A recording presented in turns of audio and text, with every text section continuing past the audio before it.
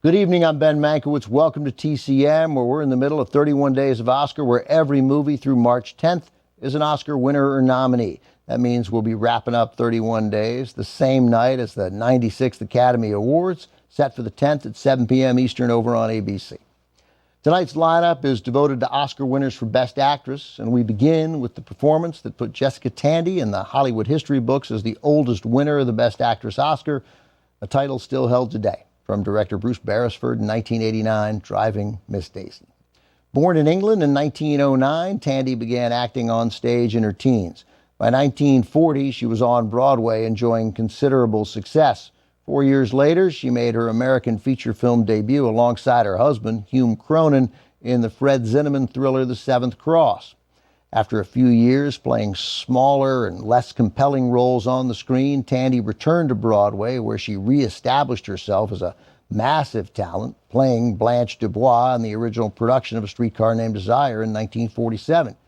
She won the Tony Award for Best Actress for Streetcar, then had to watch as her three castmates, Marlon Brando, Kim Hunter, and Carl Malden, recreated their roles in Elia Kazan's film adaptation released 4 years after the show opened on Broadway. None of the four stage stars was established yet in movies, so Tandy's part, Blanche, went to the film's only big-name star, Gone with the Wind's leading lady, Vivien Leigh. Tandy worked mostly on the stage over the next 3 decades until interesting movie roles finally began to come her way in the 1980s. She landed prime roles in Hollywood hits, including The World According to Garp, Cocoon, and the movie we have next, Driving Miss Daisy. Tandy plays the title character, a feisty, elderly Jewish widow living in Atlanta.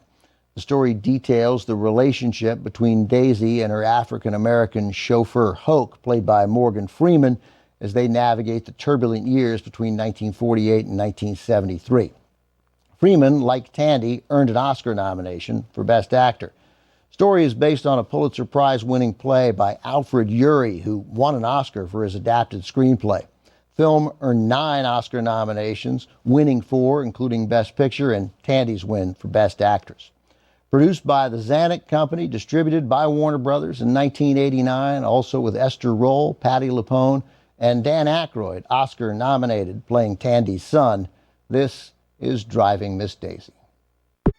Driving Miss Daisy won the Oscar for Best Picture. Jessica Tandy won Best Actress. Morgan Freeman earned a nomination for Best Actor.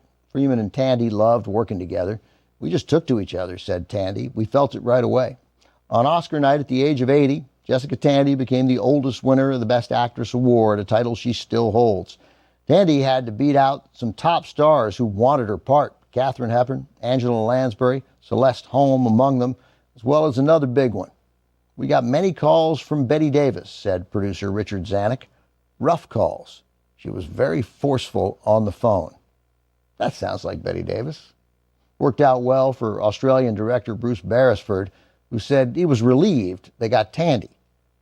Casting the chauffeur was easier. Morgan Freeman, who originated the role of Hoke in the 2-character off-Broadway play written by Alfred Urey, was the actor they wanted. Coming up, Barbra Streisand fights for fame and romance in her Oscar-winning movie debut as vaudeville star Fanny Brice from 1968, Funny Girl. It's next on TCM. Next on TCM, Funny Girl, then Mildred Pierce, and later, Alice doesn't live here anymore. Ellen's bursting with pride on TCM tonight.